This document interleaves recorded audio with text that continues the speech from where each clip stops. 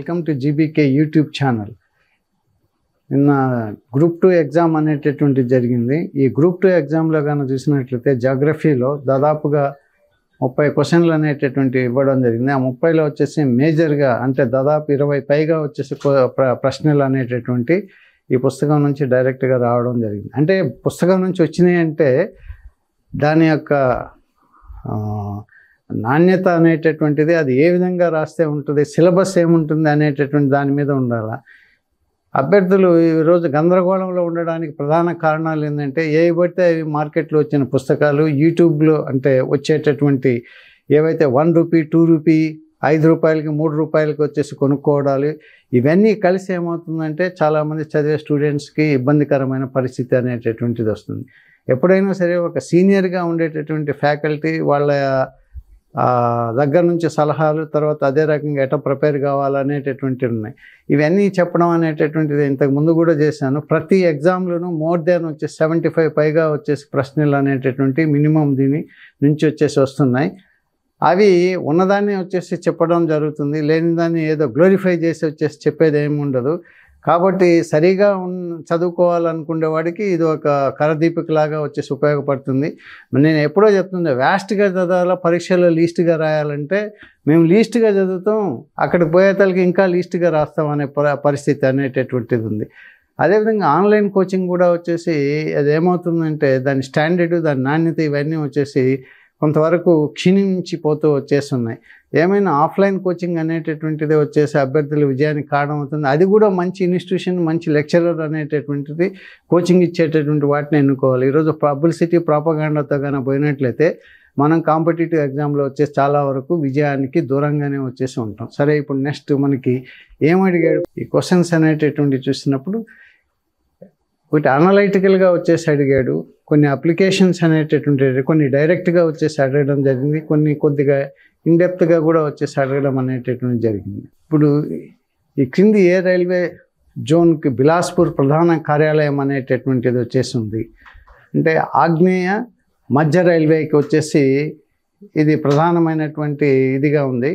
ఇది దీంట్లో 680 పేజీలో వచ్చేసి ఆగ్నేయ మధ్య రైల్వే అంటాం. సౌత్ ఈస్టర్న్ రైల్వే అనేటటువంటి సౌత్ ఈస్టర్న్ సెంట్రల్ రైల్వే ఇది ఎక్కడుందంటే బిలాస్పూర్ ఛత్తీస్గఢ్లో వచ్చేసింది. అక్కడ వచ్చేసి దీని హెడ్ క్వార్టర్ అనేటటువంటిది వచ్చేసింది. పేజ్ నెంబర్ 60లో వచ్చేసి దీనికి సంబంధించినటువంటి ఆన్సర్ అనేటటువంటిది ఉంటుంది. తర్వాత భారతదేశము ఖనిజ వనరులపై ఈ క్రింది వాటిని సరిపోల్చండి అన్నాడు.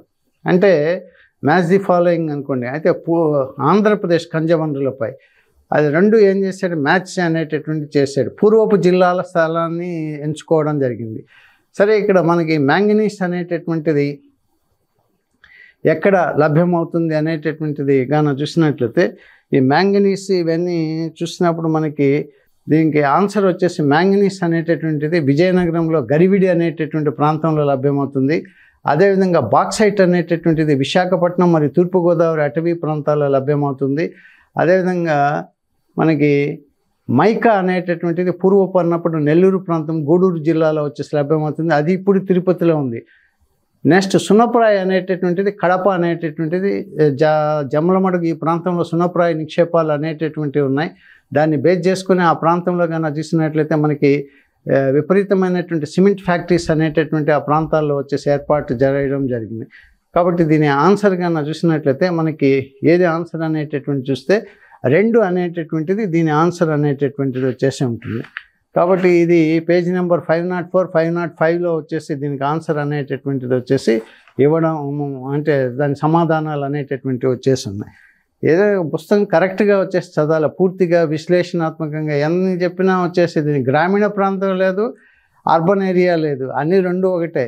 నెక్స్ట్ ఆంధ్రప్రదేశ్లో పర్యాటక ప్రదేశాలపై ఈ కింది వాటిని పోల్చమని వచ్చేసి అడిగాడు. ఏ ఏ బీచ్లు ఎక్కడెక్కడ వచ్చేసి ఉన్నాయి అనేటటువంటిది గాన చూసినట్లయితే మనకి దీనికి ఆన్సర్ వచ్చేసి సూర్యలంక బీచ్ అనేది బాపట్లలో వచ్చేసింది, ముంగినిపూడి అనేటటువంటిది మచిలీపట్నంలో ఉంది, అదేవిధంగా కొత్తపట్నం అనేటటువంటిది ప్రకాశం డిస్టిక్ ఒంగోలులో ఉంది, పేరుపాలెం అనేటటువంటిది నర్సాపురంలో వచ్చేసింది.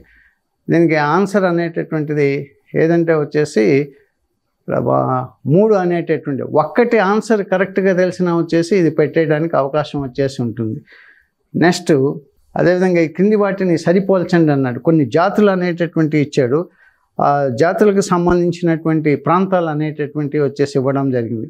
ఇప్పుడు గడ్డీస్ అనేటటువంటి వాళ్ళు ఎక్కడ ఉన్నారంటే హిమాచల్ ప్రదేశ్లో వచ్చేసి ఉండడం జరుగుతుంది. అదండి హిమాచల్ గడ్డీస్ చాలా జాతులు వచ్చేసాయి. అదేవిధంగా జార్వాస్ అనేటటువంటిది అండమాన్ నికోబార్ దీవుల్లో వచ్చేసి ఉంటుంది.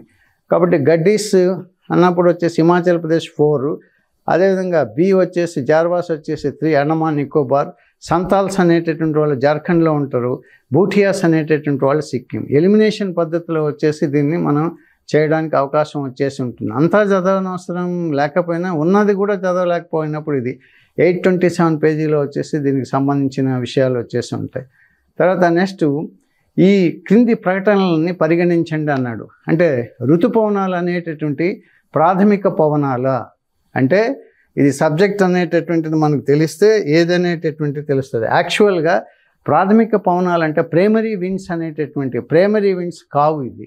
అందువల్ల ఋతుపవనాలు అనేటటువంటివి ఆ తర్వాత ఏర్పడినటువంటి ప్రైమరీ విండ్స్ అంటే ట్రేడ్ విండ్స్ అంటాం. అంటే మనకి వ్యాపార పవనాలు, అదేవిధంగా వచ్చేసి పశ్చిమ పవనాలు, అదే ధ్రువ పవనాలు, అవన్నీ వచ్చేసి ప్రైమరీ విండ్స్. అంటే భూమి మీద ఎల్లప్పుడూ నిరంతరం వచ్చేసి ఒక దిశ నుంచి ఇంకొక దిశ వైపుకి ఏమవుతాయంటే అవి వీచడం జరుగుతూ వచ్చేసి ఉంటుంది.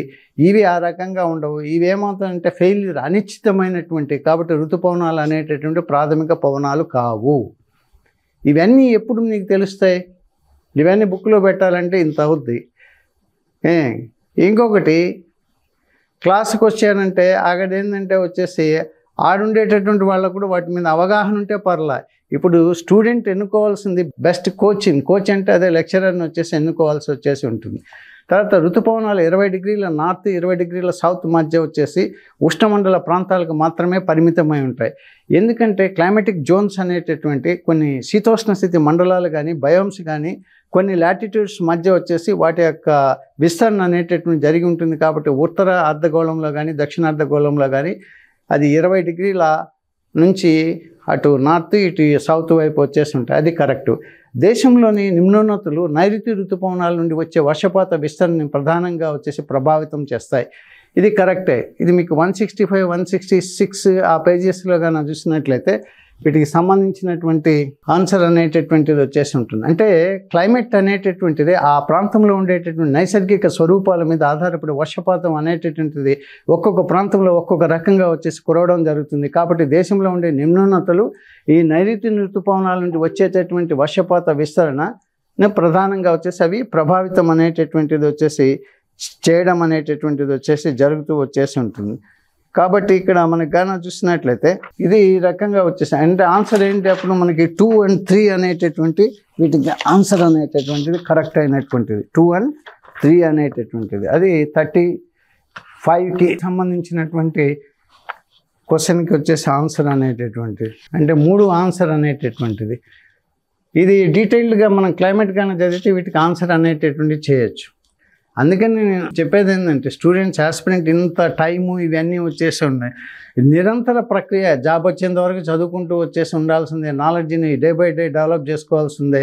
దాంట్లో ఉండేటటువంటి సంక్లిష్టమైనటువంటి అంశాల మీద అవగాహన అనేటటువంటిది వచ్చేసి ఉండాలా. అదే అప్పుడు ఇలాంటి ప్రశ్నలు అనేటటువంటివి వచ్చేసి మనం చేయడానికి అవకాశం ఉంటుంది. దాంట్లో చెప్పాం మనకి కర్కట రేఖ, తర్వాత హిమాలయాలు ఉంటాయి. హిమాలయాలు ఏంటి? నిమ్నోన్నతులు. ఆ నిమ్నోన్నతుల మీద ఆధారపడి వర్షం ఏమవుతుంది? మనకు వర్షపాతం విస్తరణ ప్రధానంగా అది ప్రభావితం చేస్తుంది.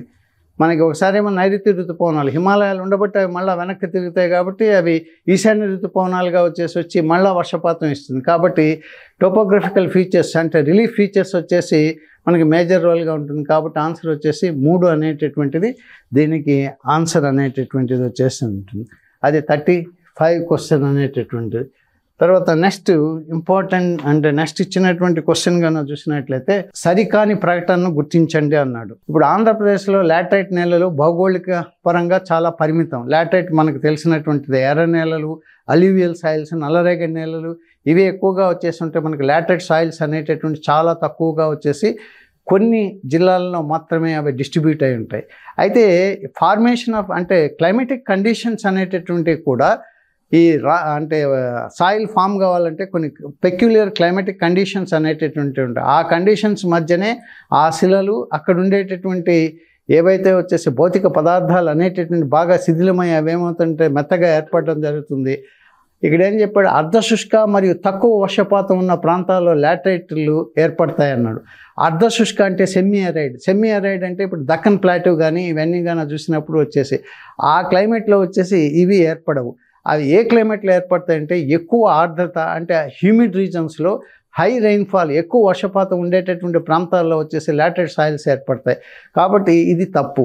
ఏది మనకి సెకండ్ అనేటటువంటిది ఏమవుతుందంటే తప్పు అనేటటువంటిది వచ్చేసి ఉంటుంది. నెక్స్ట్ మనకి లాటరైట్స్ తక్కువ సారవంతమైనవి, కరెక్ట్.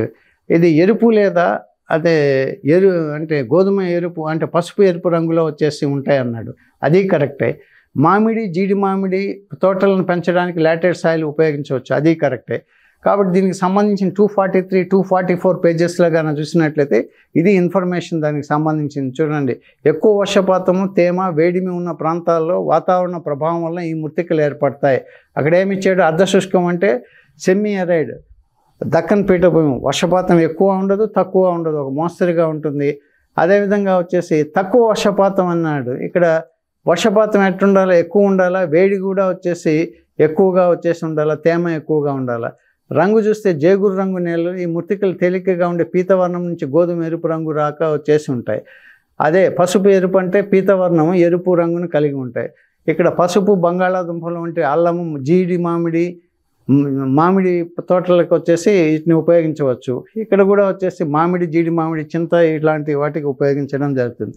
మీకు ఏది ఇది ఈ రకంగా వచ్చేసి ఉంటుంది. కాబట్టి మనకి ఆన్సర్ ఏంటంటే 2 అనేటటువంటిది తప్పైనటువంటిదిగా వచ్చేసి ఉంటుంది. కాబట్టి ఆ లాటరైట్ సాయిల్స్కి సంబంధించినటువంటి దాంట్లో నెక్స్ట్ మనకు ప్రేరీ సంశీతోష్ణ గడ్డి భూములు ఎక్కడ వచ్చేసి ఉంటాయి అనేటటువంటిది అడిగాడు. ఈ ప్రేరీలు అనేటటువంటి ఎక్కడ ఉంటాయంటే అంటే గ్రాస్ ల్యాండ్స్ అనేటటువంటి అయితే వీడు వరల్డ్ అంటే ఈ క్వశ్చన్ అనేటటువంటిది గతంలో రాసిన పుస్తకాల్లో వచ్చేసి ఇవన్నీ ఉన్నాయి. అందుకనే comprehensive geography for various exams అనేటటువంటిది కొత్త బుక్ అనేటటువంటిది వచ్చేసి వస్తుంది. నువ్వు ఏ ఎగ్జామ్ తీసుకున్నా దాంట్లో వచ్చేసి అన్ని రకాలైనటువంటి అంశాలకు సంబంధించినటువంటి ఉండడం జరుగుతుంది.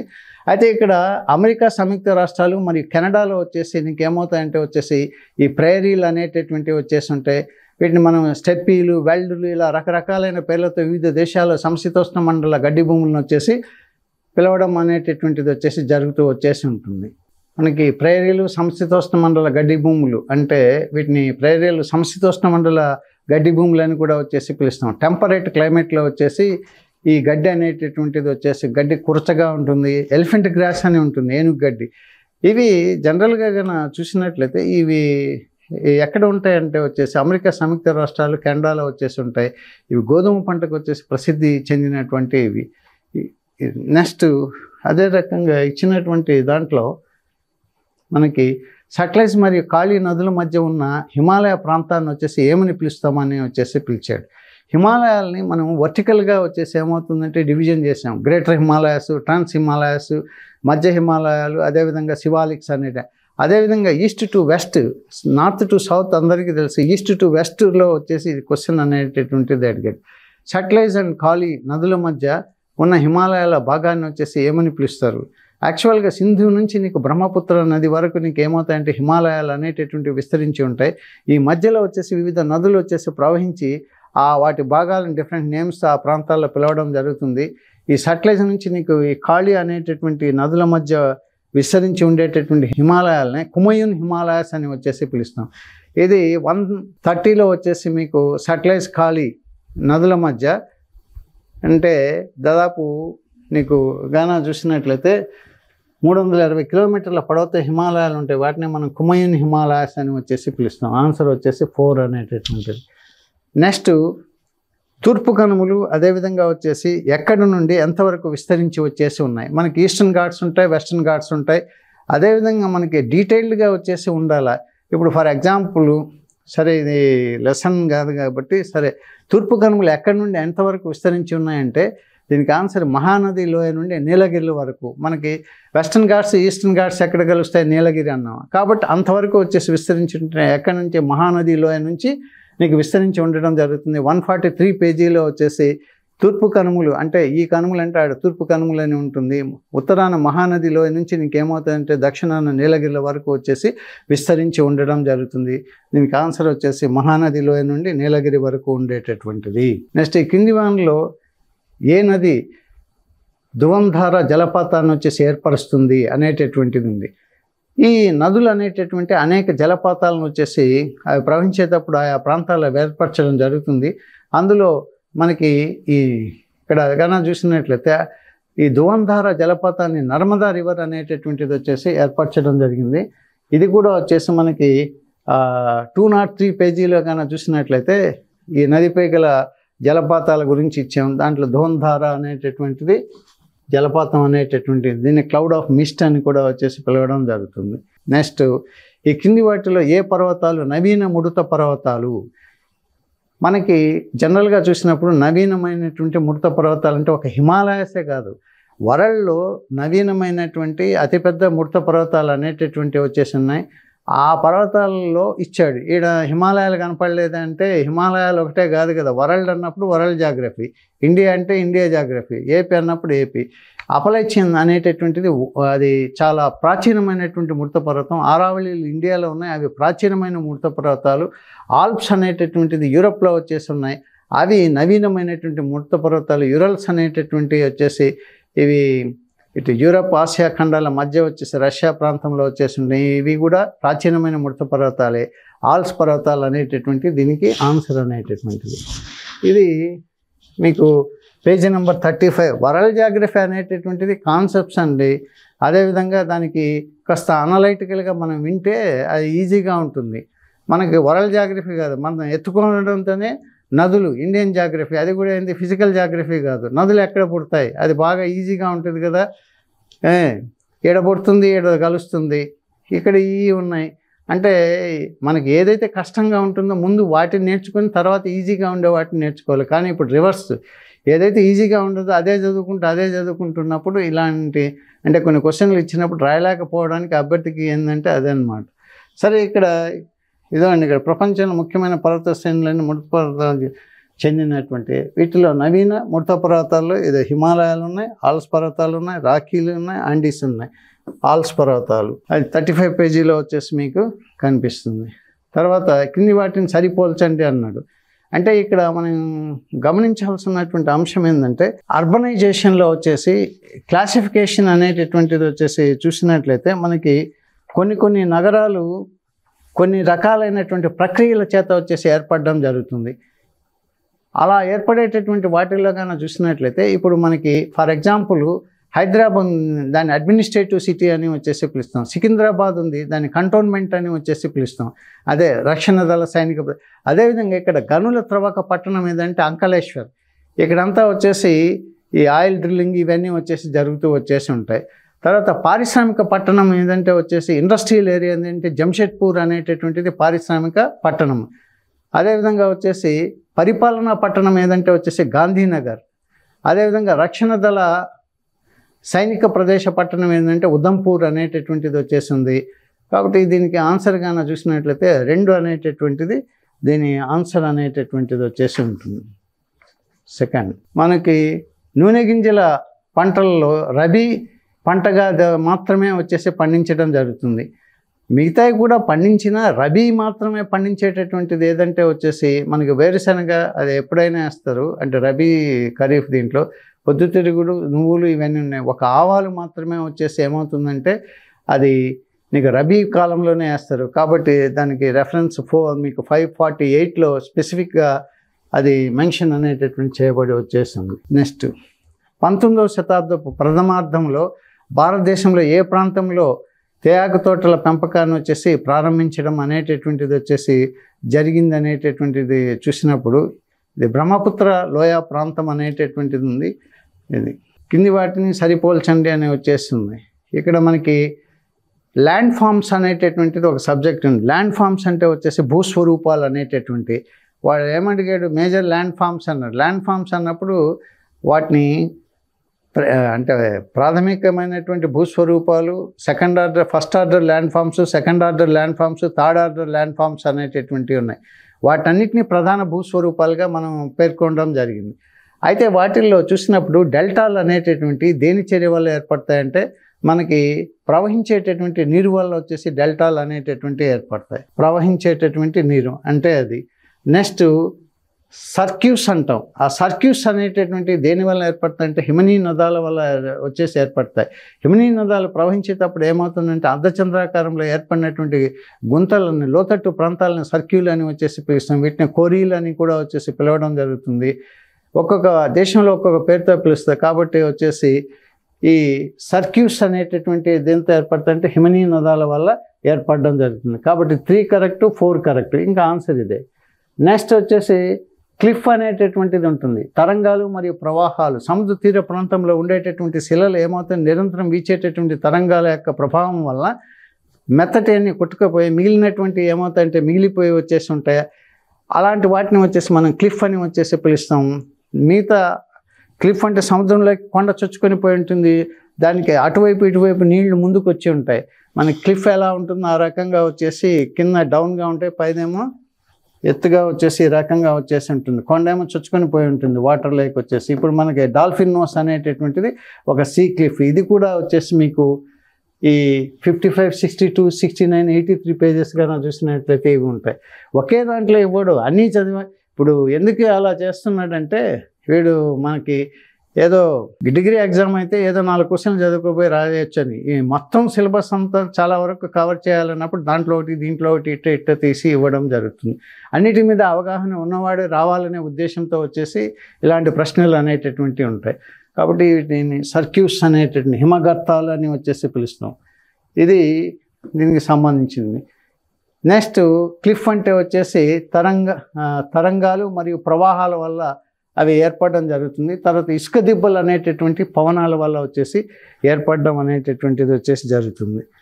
ఇసుక దిబ్బలు అంటే వచ్చేసి పవనాలు వీచినప్పుడు ఏమవుతుందంటే ఇదంతా కొట్టుకొని పోయి అక్కడ డిపాజిషన్ జరిగి ఇసుక దిబ్బలు ఏర్పడతాయి.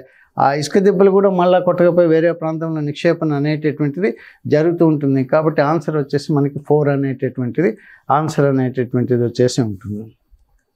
4. నెక్స్ట్ ఉల్కలు అంతరిక్షం నుండి ప్రవేశించినప్పుడు ఈ కింది ఇవ్వబడిన ఏ వాతావరణ పొరల్లో వచ్చేసి కాలిపోతాయి. ఇప్పుడు సపోజ్ ఫర్ ఎగ్జాంపుల్ ఇది ఎర్త్ అట్మాస్ఫియర్ అనుకోండి. ఇలా ఇక్కడ నుంచి నీకు ఉల్కలు అనేటటువంటి పైనుంచి వస్తాయి. మనకి ఇక్కడ మ్యాగ్నెటోస్ఫియర్ ఉంటుంది, అదేవిధంగా వచ్చేసి కింద నుంచి వస్తాం అనుకోండి. ఇదేమవుతుంది ట్రోపోస్ఫియర్, స్ట్రాటోస్ఫియర్, అదేవిధంగా మీసోస్ఫియర్, ఐనోస్ఫియర్, అదేవిధంగా మ్యాగ్నెటోస్ఫియర్, ఎక్సోస్ఫియర్ అని ఉంటుంది. ఇలా వచ్చినప్పుడు ఇక్కడికి రాగానే ఏమవుతుందంటే ఇక్కడ మీసోస్ఫియర్లో ఈ ఉల్కలు అనేటటువంటి ఏమవుతాయంటే బర్న్ అవుతాయి. అంటే అక్కడ మండడం జరుగుతుంది. మండినప్పుడు నీకు ఏమవుతుందంటే వచ్చేసి అదే కాలిపోవడం అంటే. అందువల్ల దానికి ఆన్సర్ ఏంటంటే మీసోస్ఫియర్. దీన్ని కెమోస్ఫియర్ అని కూడా పిలుస్తాం. కెమికల్ రియాక్షన్స్ అనేటటువంటి కాంతి ప్రేరిత రసాయనిక చర్యలు అనేటటువంటి దీంట్లో వచ్చేసి జరుగుతాయి. కాబట్టి దీని ఆన్సర్ ఏంటంటే మనకి మీసో ఆవరణము అనేటటువంటిది. ఇది కూడా 94 పేజీలో వచ్చేసింది. మీసోపాస్ నుండి ఉష్ణోగ్రత తిరిగి పెరగడం మొదలవుతుంది. ఆ ఉల్కలు అనేటటువంటి చాలా భాగం ఈ ఆవరణంలోనే జన్మించి అందులోనే వచ్చేసి తిరిగి నాశనం అనేటటువంటి కావడం జరుగుతూ వచ్చేసి ఉంటుంది. అదంతా మీసోస్ఫియర్కి సంబంధించినటువంటి ఇది. తర్వాత ఇంకొకటి వాతావరణం వేడెక్కడం మరియు చల్లబడడంపై క్రింది వాటిని సరిపోల్చండి. ఇప్పుడు వాతావరణం అనేటటువంటిది ఏమవుతుందంటే వచ్చేసి వేడెక్కుతూ వచ్చేసి ఉంటుంది, అదేవిధంగా వచ్చేసి చల్లారిపోతూ వచ్చేసి ఉంటుంది. అయితే కొన్ని ప్రక్రియలు అనేటటువంటివి వచ్చేసి నిరంతరం భూమి మీద సూర్యుని యొక్క ఉష్ణోగ్రత ప్రభావం వలన జరుగుతూ వచ్చేసి ఉంటాయి. వాటిలో చూసినప్పుడు ఉష్ణ ప్రవాహం అనేటటువంటిది చూసినట్లయితే ఆ ఉష్ణ ప్రవాహం అంటే క్షితిజ సమాంతరమైనటువంటి వేడెక్కడం. ఉష్ణ సంవహనం అంటే ఊర్ధ్వంగా వచ్చేసి వేడెక్కడం. అదేవిధంగా సూర్యపుట్టం అంటే ప్రత్యక్షంగా వేడెక్కడం. సూర్యుని నుంచి సూర్యకిరణాలు భూమి మీద పడి అవి వేడెక్కడం అనేటటువంటిది. అదేవిధంగా ఉష్ణ వాహనం అంటే దిగువ పొరలు వచ్చేసి వేడెక్కడం. భూమి వేడెక్కుతుంది, వేడెక్కిన తర్వాత దానికి దిగువ నుండే పొరలు అనేటటువంటివి వేడెక్కుతాయి.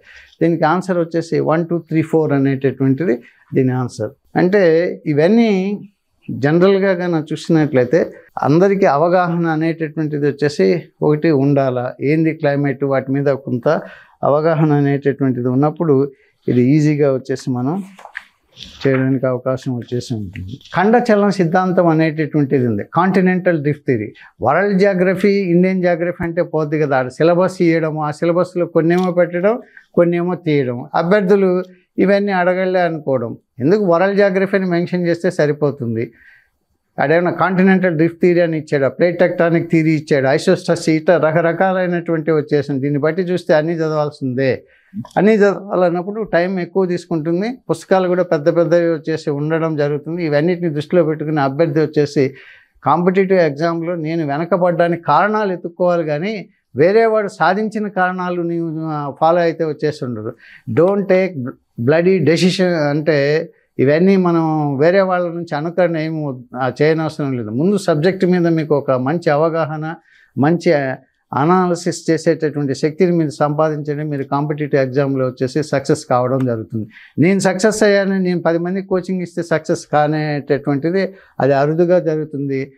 లెక్చరర్ కోచ్ చేసే పనుల్ని స్టూడెంట్ చేస్తే ఎలా ఉంటుందంటే ఇప్పుడు ఉన్నట్టే వచ్చేసి ఉంటుంది. కాబట్టి మీరు సరైనటువంటి గైడెన్స్, సరైనటువంటి పుస్తకాలు వీటిని ఎన్నుకుంటే మీరు సక్సెస్ కావడం జరుగుతుంది. కాంటినెంటల్ డ్రిఫ్ట్ సిద్ధాంతం ప్రకారం అంటే వెజనర్ అనేటటువంటి ఆల్ఫర్డ్ వెజనర్ వచ్చేసి 1912 ఈ ప్రాంతంలో వచ్చేసి కాంటినెంటల్ డ్రిఫ్ట్ థియరీ అనేటటువంటి దాన్ని ప్రవేశపెట్టాడు. అప్పుడు ఆయన ఈ ఖండాలన్నీ కలిసి ఒక ముద్దలాగా వచ్చేసి ఉన్నాయి, దాన్ని ప్యాంజియా అని వచ్చేసి పిలిచేవాళ్ళు. అది 2 భాగాలుగా ఎప్పుడు విడిపోయిందంటే 200 మిలియన్ సంవత్సరాల క్రితం వచ్చేసి ప్యాంజియా అనేటటువంటిది మహాఖండం 2గా వచ్చేసి విడిపోవడం అనేటటువంటిది వచ్చేసి జరిగింది. ఇది ప్యాంజియా అయితే ఇది ఒక హాఫ్, ఇది ఒక హాఫ్గా వచ్చేసి విడిపోయింది. ఎప్పుడు 200 మిలియన్ ఇయర్స్ అప్పుడు.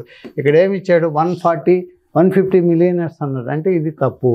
తర్వాత సుమారు 45 మిలియన్ సంవత్సరాల క్రితం గోండ్వానా ల్యాండ్ ఇతర ఖండాల ఏర్పాటుకు దారితీసేలా మరింతగా వచ్చేసి విడిపోయింది. ఇది కరెక్ట్. 65 మిలియన్ ఇయర్స్ అప్పుడు ఏమవుతుందంటే గోండ్వానా ల్యాండ్ అనేటటువంటిది వచ్చేసి మళ్ళా ఇది విడిపోయి ఇటేమో వచ్చేసి ఆఫ్రికా, అదేవిధంగా వచ్చేసి ఇక్కడ ఇండియా, ఇదేమో ఆస్ట్రేలియా, అదేవిధంగా వచ్చేసి ఇక్కడేమో వచ్చేసి టెతిస్సీ, ఇవన్నీ వచ్చేసి ఏర్పడడం అనేటటువంటిది వచ్చేసి జరిగాయి. కాబట్టి దీనికి ప్రకటన 2 మాత్రమే వచ్చేసి కరెక్ట్ అయినటువంటిది. ఎర్త్క్వేక్ మీద వచ్చేసి ఒక ప్రశ్న అనేటటువంటిది వచ్చేసి అడిగాడు. ఈ ఎర్త్క్వేక్ అంటే భూకంప నాభి వద్ద శక్తి అనేటటువంటిది వచ్చేసి విడుదల కావడం జరుగుతుంది. ఇది ఫోకస్, నాభి అంటాం. ఇది సెంటర్, ఆది కేంద్రం అని వచ్చేసి పిలవడం జరుగుతుంది. ఆది కేంద్రము, ఇదేమో నాభి అనేటటువంటిది. అయితే ఇక్కడ మనకి గమనించాల్సిన విషయం ఏంటంటే భూకంప నాభి వద్ద శక్తి విడుదల అవుతుంది. ఇది నాభి కదా, ఇక్కడ ఏమవుతుందంటే అసలు భూకంపం ఏందనేది మనకు తెలిసినప్పుడు భూమి యొక్క అంతర్భాగంలో ఉండేటటువంటి శిలలు ఆకస్మిక బలాల వల్ల ఏమవుతుందంటే స్థానభ్రంశం అనేటటువంటివి చెందుతాయి, డిస్లొకేట్ అవుతాయి. స్థానభ్రంశం చెందినప్పుడు శక్తి విడుదలవుతుంది. ఆ శక్తి తరంగాల రూపంలో ఏమవుతుందంటే భూమి యొక్క ఉపరితలాన్ని వచ్చేసి చేరడం జరుగుతుంది. ఆ తరంగాలు అనేటటువంటిది పిఎస్ఎల్ తరంగాల్లాగా వచ్చేసి ఉంటాయి. ఆనియన్లు ఎలా అయితే వచ్చేసి పొరలు అనేటటువంటి ఉండి మళ్ళీ పైకి వచ్చేతలకి కలిసిపోయి ఉంటుందో అలా వచ్చేసి ఉంటుంది. ఆ రకంగా నీకు ఏమవుతుందంటే వచ్చేసి భూకంప నాభి నుంచి నీకు శక్తి విడుదలవుతుంది. ఇది కరెక్ట్. అంటే నీకు ఇవన్నీ తెలిస్తే అది భూకంప నాభి నుండి సమీపంలో ఉపరితలంపై ఉన్న బిందువుని ఆది కేంద్రం అంటాం. సరే, సమీపం అన్నాడు, పర్పెండిక్యులర్గా ఉండేదాన్ని ఏమని పిలుస్తామంటే ఆది కేంద్రం అంటాం. సరే, ఇది కరెక్ట్. తర్వాత మనకి తరంగాలు మొదటిగా ఆది కేంద్రాన్ని తాకుతాయి. ఈ తరంగాలు ఎక్కడ రీచ్ అవుతాయంటే ఆది కేంద్రాన్ని వచ్చేసి తాకడం జరుగుతుంది. ఆది కేంద్రం అనేది ఈ ఆది కేంద్రము భూకంప నాభికి నేరుగా దిగువన ఉండదు, పైన ఉంటుంది. కాబట్టి ఇది కరెక్ట్ కాదు. 345లో న్యాచురల్ డిజాస్టర్స్లో వచ్చేసి కానీ చూసినట్లయితే ఉంటుంది. లేకపోతే భూకంపాలు, అగ్నిపర్వతాలు ఇవన్నీ చాలా ఈజీ అండి. అసలు జాగ్రఫీ అనేటటువంటిది ఒక్కసారిగానే సరిగ్గానే సరైనటువంటి దగ్గర మనం నేర్చుకుంటే దాంట్లో పెద్ద కష్టంగా వచ్చేసి ఏమీ వచ్చేసి ఉండదు. ఇది కాబట్టి దీనికి ఆన్సర్ ఏంటంటే వచ్చేసి 4 అనేటటువంటిది. ఆది కేంద్రం అనేది భూకంప నాభికి నేరుగా దిగువన ఉండే కేంద్రం అన్నాడు. ఆది కేంద్రం అనేది భూకంప నాభి ఇది దిగువన ఉండదు, ఎగువన వచ్చేసి ఉండేటటువంటిది. కాబట్టి ఇది మీకు 345లో వచ్చేసి ఇది కనిపించడం జరుగుతూ వచ్చేసి ఉంటుంది. దీనికి సంబంధించినటువంటి ఆన్సర్ అనేటటువంటిది. తర్వాత గ్రానైట్ అనున్నది శిలలు అంటే రాక్స్ అనేటువంటి రాక్ అనే అక్కడెక్కడ చాప్టర్లో వచ్చేసి ఇవ్వాల. బట్ ఇది ఎందుకు ఇచ్చాడు అనేటటువంటి మనం క్రస్ట్ గురించి చదివాం. భూమిలో పొరలు అనేటటువంటివి ఉన్నాయండి. పొరల గురించి చదివేటప్పుడు crust is made up of with the rocks, rocks are made up of with the minerals, minerals are made up of with the elements. కాబట్టి గ్రానైట్ అనేటటువంటి శిలలు ఏ రకమైన శిలలు ఎలా ఏర్పడతాయి, ఇప్పుడు మనకెంత ఆ రాయి అయింది ఈ రాయి అయింది అంటాం. కాస్త ఇన్డెప్త్గా వచ్చేసి మనం అనాలిసిస్ చేయాలి. భూమి యొక్క అంతర్భాగంలో ఉండేటటువంటి శిలా ద్రవం అనేటటువంటిది ఏమవుతుందంటే ఆకస్మిక అంతర్జనిత బలాల వల్ల పైకి వస్తూ ఉంటుంది. అలా వచ్చినప్పుడు ఇక్కడ ఉండేటటువంటి క్రస్ట్లో కొంత దూరం వచ్చేసి వచ్చిన తర్వాత అది ఆగిపోతుంది. ఆగిపోయి అది ఏమవుతుందంటే కన్సాలిడేషన్, అంటే అది ఘనీభవనం చెంది ఈ ప్రాంతంలో శిలలను ఏర్పరుస్తాయి. వీటిని ఏమని పిలుస్తామంటే అంతర్గత శిలలు అంటాం. వాటిని ప్లూటానిక్ రాక్స్ లేదా పాతాళ శిలలు అంటాం. కొన్ని ఏమో ఇంటర్మీడియట్ డెప్త్ ఇంకొద్దిగా పైకి వచ్చి ఉంటాయి, కొన్ని ఏమో అసలే పైకి వచ్చేస్తాయి. అంటే వీటిని బసాల్ట్ అని వచ్చేసి పిలుస్తాం.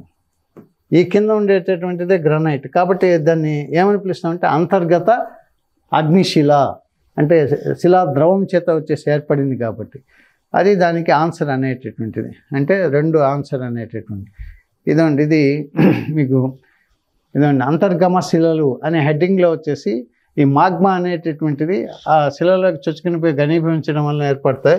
వాటిని పాతాళ శిలలు అంటాం, ప్లూటానిక్ రాక్స్.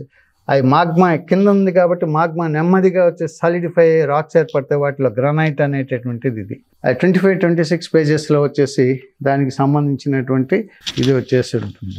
లక్షద్వీపుల్లో కరవర్తి అతిపెద్ద నగరము. కరవర్తి అనేటటువంటిది అతిపెద్ద నగరము. అయితే లక్షద్వీపులో అతిపెద్ద నగరము ఆండ్రూట్ అనేటటువంటిది ఉంది, కాబట్టి అది తప్పు. 9వ డిగ్రీ ఛానల్ లక్షద్వీపులోని మినికాయ్ ద్వీపాన్ని మాల్దీవుల నుండి వచ్చేసి వేరు చేస్తుంది అనేటటువంటిది ఉంది. అది 9వ డిగ్రీ ఛానల్ అనేటటువంటిది లక్షద్వీప్ని అదేవిధంగా మాల్దీవులను వచ్చేసి వేరు చేసే 9వ డిగ్రీ ఛానల్ కాదు, 8th డిగ్రీ ఛానల్. కాబట్టి 2 వచ్చేసి ఏమవుతున్నాయంటే తప్పు అనేటటువంటిది వచ్చేసి ఉంటుంది. 2 ఏది కాదు, ఏది కాదు అనేటటువంటి దీని ఆన్సర్. ఇదండి 8th డిగ్రీ ఛానల్ లక్షద్వీపులని మాల్దీవులని వేరు చేస్తుంది. ఇదేమిచ్చాడు 9వ డిగ్రీ ఛానల్ లక్షద్వీప్లోని మినికాయ్ అంటే లక్షద్వీప్కి సంబంధించింది, మాల్దీవుల నుండి వేరు చేస్తుంది. కాబట్టి 8th డిగ్రీ కరెక్ట్. కాబట్టి ఇది తప్పు. అదేవిధంగా కరవర్తి అనేటటువంటిది దాని క్యాపిటల్ అయినా అక్కడ ఆండ్రూట్ అనేటటువంటిది పెద్ద నగరంగా వచ్చేసి ఉందనేటటువంటిది వచ్చేసింది. సరే, ఇట్లాంటి 1, 2 పోయినా మిగతా వచ్చేసి కరెక్ట్ కావాలి కదా, అది ఆ రకంగా వచ్చేసి మీకు ఈ క్వశ్చన్ ఉంటుంది. తర్వాత మనకి ఓషనోగ్రఫీ అంటారు. ఈ క్వశ్చన్ ఓషనోగ్రఫీ అని ఇచ్చి ఈ ప్రశ్న అనేది ఇవ్వాలి. ఓన్లీ సముద్ర జలం అని చేస్తే సముద్ర జలం ఏంటి అంటే క్వశ్చన్ అంటే కొద్దిగా ఎక్స్పర్ట్స్ చేత వచ్చేసి ఫ్రేమ్ చేయాలి. ఎవరు వచ్చేసి ఏమి మాట్లాడకపోయేదానికి ఇష్టం వచ్చినట్టు వచ్చేసింది. ఇది అంటే మనకి భూమి మీద ఏ రకంగా అయితే టోపోగ్రఫీ వచ్చేసి ఉంటుందో, పర్వతాలు, పీఠభూములు, మైదానాలు ఉంటాయో, సముద్రంలో కూడా నీకు ఏమవుతుందంటే లోపలికి పోయే కొన్ని కండతీరపు అంచు, దాని తర్వాత స్లోపును బట్టి కండతీరపు వాలు, అగాధ సముద్ర మైదానము, అగాధ సముద్రం అనేటటువంటిది వచ్చేసి ఉంటుంది. వీటిలో ఏ అంటే విశిష్ట లక్షణం ఏందన్నప్పుడు వాటికి కొన్ని క్యారెక్టరిస్టిక్స్ అనేటటువంటివి ఉంటాయి. వాటిలో కండతీరపు అంచు అనేటటువంటిది చూసినప్పుడు ఇది దాదాపుగా 0 to 200 మీటర్స్ డెప్త్ అనేటటువంటిది ఉంటుంది. ఇలా వచ్చేసి ఉంటాయి కండతీరపు అంచు, వాలు, ఇదంతా అగాధ సముద్ర మైదానము, ఇదేమో వచ్చేసి ఓషన్ డీప్ అనేటటువంటిది 4 భాగాలు వచ్చేసి ఉంటాయి అంచు. ఈ అంచులో కన్నా చూసినట్లయితే మనకి ఏముంటాయి అనేటటువంటి చూసినప్పుడు ఇక్కడ సూక్ష్మమైనటువంటి రేణువులు ఉంటాయా, లేకపోతే భారీ అవక్షేప నిక్షేపాలకు ఉనికి ఉంటుందా, ఏమేమి ఉంటాయంటే కండతీరపు అంచులో భారీ అవక్షేప నిక్షేపాలకు వచ్చేసి ఉనికి అనేటటువంటిది ఉంటుంది.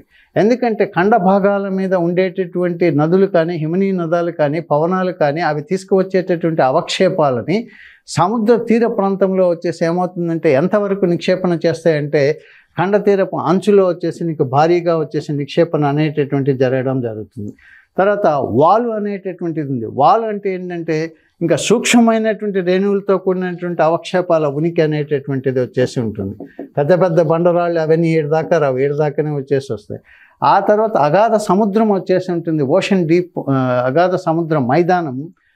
అది అగాధాలు మరియు అగాధ ధరల ఉనికి అనేటటువంటిది వచ్చేసి ఉంటుంది. తర్వాత మహాసముద్ర అగాధాలలో కనుక చూసినట్లయితే ఇక్కడ క్రియాశీల అగ్నిపర్వతాలు మరియు బలమైన భూకంపాలతో సంబంధం అనేటటువంటిది వచ్చేసి ఏమవుతుందంటే వచ్చేసి కలిగి ఉండడం జరుగుతుంది. దీనికి ఆన్సర్ అనేటటువంటిది ఖండతీరపు అంచు. ఇది మూడోది కరెక్ట్. రెండోది వచ్చేసి ఖండతీరపు వాలు అంటే భారీ నిక్షేపాలతో వచ్చేసి నీకు ఏమవుతుందంటే 52 క్వశ్చన్ చూస్తే ఖండతీరపు అంచు అంటే భారీ అవక్షేప నిక్షేపాల ఉనికి ఉంటుంది. అదేవిధంగా వచ్చేసి ఖండతీరపు వాలు సూక్ష్మ రేణువులతో కూడిన అవక్షేపాలు అనేటటువంటివి ఉంటాయి. అగాధ సముద్ర మైదానం చూసినట్లయితే అగాధాలు మరియు అదే రకంగా వచ్చేసి నీకు అగాధ ధరల ఉనికిని కలిగి ఉంటుంది. అదేవిధంగా వచ్చేసి మహాసముద్ర అగాధాలు కన్నా చూసినట్లయితే అగ్నిపర్వతాలు మరియు బలమైన భూకంపాలతో సంబంధం కలిగి ఉంటాయి. దాని ఆన్సర్ వచ్చేసి ఏంటంటే వచ్చేసి 4 అనేటటువంటిది దీని ఆన్సర్ అనేటటువంటిది. ఇది కూడా వచ్చేసి క్వశ్చన్ అనేటటువంటిది చేయొచ్చు. అంటే సముద్రంలో ఇప్పుడు మనకి నదులు వస్తాయి, పెద్ద పెద్ద బండరాళ్ళు అవన్నీ ఖండతీరపు అంచు వరకు వచ్చేసి నిక్షేపిస్తాయి. ఆ పోయిన తర్వాత చిన్న చిన్న రేణువులు వాళ్ళలో నిక్షేపితమవుతాయి. అగాధ సముద్ర మైదానం అనేటటువంటిది ఉంటుంది, అక్కడ ఇది వచ్చేసి పోలేవు.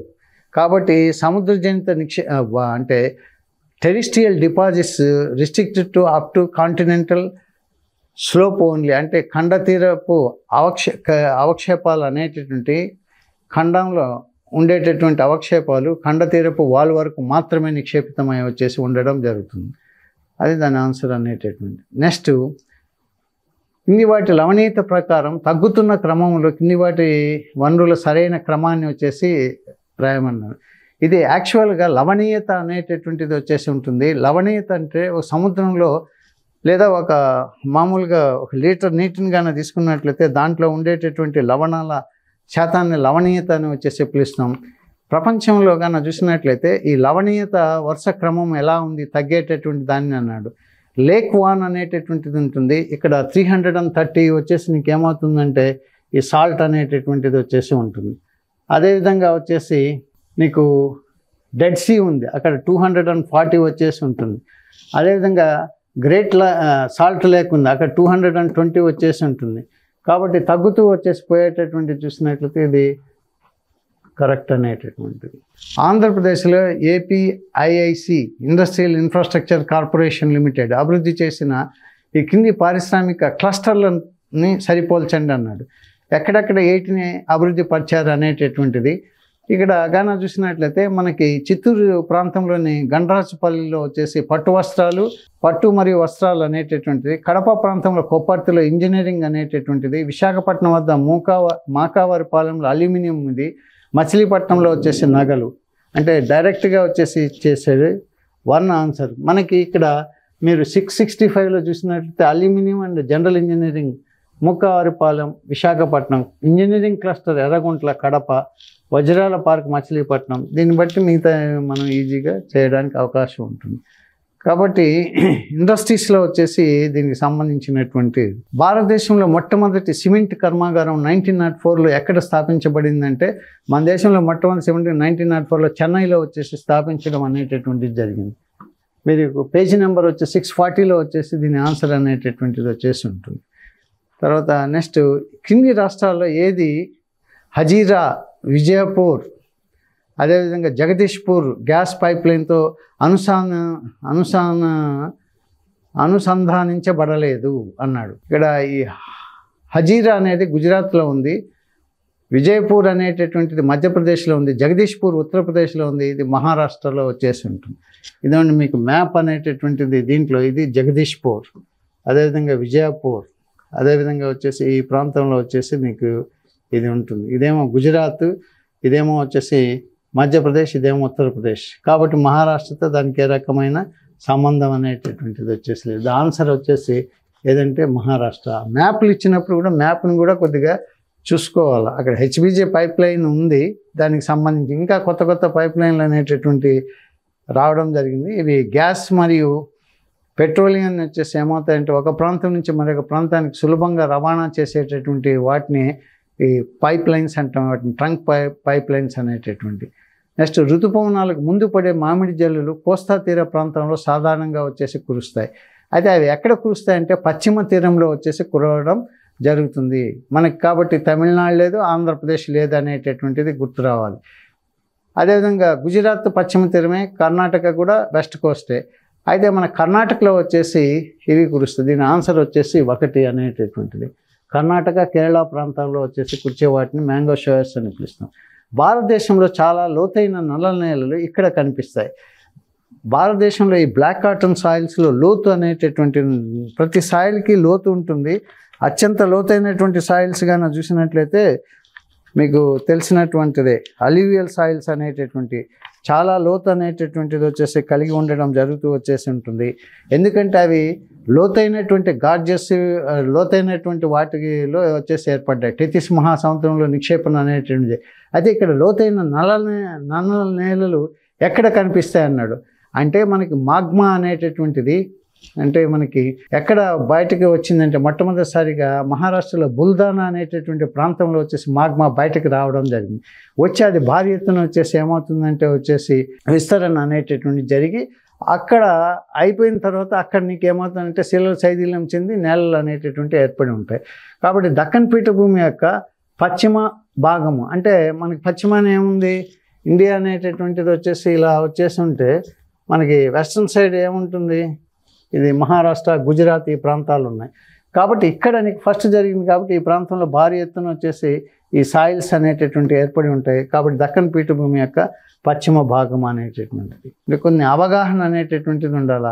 అది నెక్స్ట్ అదేవిధంగా భారతదేశంలో అత్యంత విస్తృతమైనటువంటి అడవులు ఏవి? విస్తృతమైనటువంటి అడవులు చాలా రకాలైనటువంటి అడవులు ఉంటాయి. ఇది కూడా వచ్చేసి మీకు ఫారెస్ట్ దాంట్లో వచ్చేసి ఉంటుంది.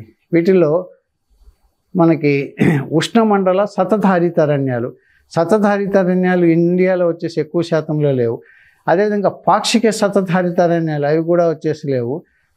ఉష్ణమండల ఆకురాల్చే అడవులు ఇది ఇంపార్టెంట్. దాదాపు నీకు ఈ ఆకురాల్చే అడవులే వచ్చేసి నీకు 65% దాకా వచ్చేసి ఉండడం జరుగుతుంది. అదేవిధంగా సమశీతోష్ణ మండల ఆకురాల్చే మనకి టెంపరేట్ ఫారెస్ట్ అనేటటువంటిది హిమాలయన్ రీజను, నార్థన్ రీజన్లో అక్కడక్కడ కనిపిస్తుంది. కాబట్టి ఉష్ణమండల ఆకురాల్చే అడవులు అనేటటువంటిది పేజ్ నెంబర్ 252లో వచ్చేసి ఉంటుంది. ఉష్ణమండల ఆకురాల్చే అడవులన్నా ఒకటే, ఆయన రేఖ ప్రాంతపు ఆకురాల్చే అడవులన్నా వచ్చేసి ఒకటే. ఇది ఈ రకంగా వచ్చేసి మనకి ఏమవుతుందంటే ఉంటుంది. తర్వాత నెక్స్ట్ ఇక్కడ ఈ కింది వాటిని వచ్చేసి సరిపోల్చండి అన్నాడు. ఈ కింది వాటిని సరిపోల్చండి అనేటటువంటి దాంట్లో వంశధార, ఈ వంశధార అనేటటువంటిది మనకి జైపూర్ కొండల్లో వచ్చేసి పుట్టడం జరుగుతుంది. ఇదండి వంశధార, వర్షాలను జైపూర్ కొండల్లో వచ్చేసి ఉంటుంది. మాచ్ఖండ్ ఇది ఎక్కడ పుడుతుందంటే మాడుగులలో వచ్చేసి పుడుతుంది. ముదుగల్ అన్నాడు అంటే మాడుగుల అనేటటువంటి. తర్వాత గుండ్లకమ్మ ఇది నల్లమల హిల్స్లో పుడుతుంది. పెన్నార్ నందిదుర్గ హిల్స్లో పుడుతుంది. 22-24 పేజెస్లో వచ్చేసి ఇవన్నీ వచ్చేసి ఉన్నాయి.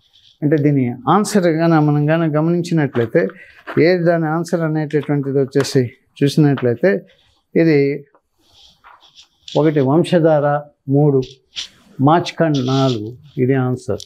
2 తెలిస్తే మిగతా అన్నీ ఈజీగా వచ్చేసి గుండ్లకమ్మ, నల్లమల, పెన్నార్, నందిదుర్గ హిల్స్. దాదాపు ఏదైతే జాగ్రఫీ బుక్ అనేటటువంటిది వచ్చేసి కాంపిటేటివ్ ఎగ్జామ్ కోసం రాసామో ఆ బుక్లో ఉండేటటువంటిది సరిగా కానీ చదివి ఉన్నట్లయితే మీకు 20-25 క్వశ్చన్లు అనేటటువంటి ఆన్సర్ చేయడానికి అవకాశం వచ్చేసి ఉంటుంది. కాబట్టి ఇప్పుడు ఈ ఎగ్జామే కాదు, నేను ప్రతి ఎగ్జామ్ జరిగినప్పుడు ఆ బుక్ ఏ రకంగా ఉపయోగపడుతుంది అభ్యర్థులకు కానీ యాస్పిరెంట్స్కి అనేటటువంటి దాంతో ఇది చేయడం జరుగుతుంది.